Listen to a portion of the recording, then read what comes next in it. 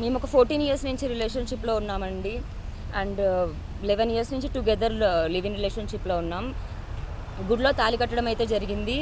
కాకపోతే love marriage అవ్వడంతో register అనేది చేసుకోలేదు. సో అతని కన్సిడరేషన్లో లివ్ ఇన్ రిలేషన్షిప్పే అంటే I agree to that point.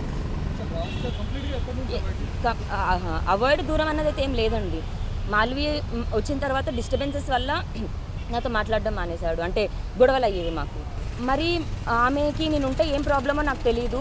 ఒకవేళ ఒక కపుల్కి అఫేర్ ఉన్నా సరే అతని లైఫ్లో ఏది ఉందో అది యాక్సెప్ట్ చేసి మరి ఆ ఉమెన్ ఉండాలి. అంత ఓపెన్గా ఉన్నప్పుడు ఒక 1 మంత్ తర్వాత ఆమె రాజ్కి ప్రెషర్ ఇవ్వడం స్టార్ట్ చేసింది. That Lavanya should go, why you see staying అన్న దగ్గర. సో అది నాకు రాజ్ ఇండైరెక్ట్గా గొడవ పడేవాడు నాతో. అండ్ ఒక 1-2 మంత్స్ తర్వాత మాల్వీ ఈజ్ ద రీజన్ అని నాకు అర్థమైంది.